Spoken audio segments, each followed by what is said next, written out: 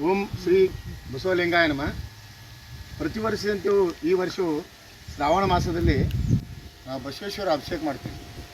ಮತ್ತು ನಮ್ಮ ರೈತರ ಜೀವಾಳವಾದ ಬಸವಣ್ಣ ನಾವು ತೋಟದಲ್ಲಿ ಯಾಕೆ ಇವನ್ನ ಕಾರ್ಯಕ್ರಮ ಮಾಡ್ತೀವಿ ಅಂದ್ರೆ ನಮ್ಮ ಮನೆಯ ದನ ಪನ ಮತ್ತು ಏನೋ ಆರೋಗ್ಯವಂತವಾಗಿರಲು ಈ ಬಸವಣ್ಣನ ಬೇಡ್ಕೊಂಡು ಶ್ರಾವಣ ಮಾಸದಲ್ಲಿ ಆಗಲಿ ಸೋಮವಾರಕ್ಕೊಮ್ಮೆ ಪೂಜೆ ಮಾಡೋದಾಗಲಿ ಮಾಡ್ತೀವಿ.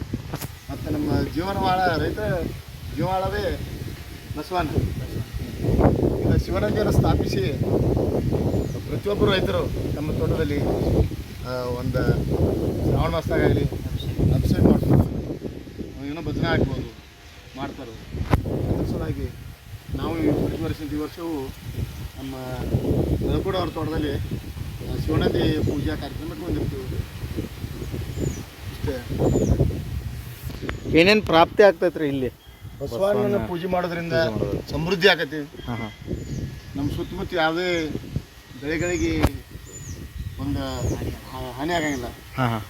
ಮುಂದೆ ಒಳ್ಳೆಯ ಪೈರು ಬರ್ತೈತಿ.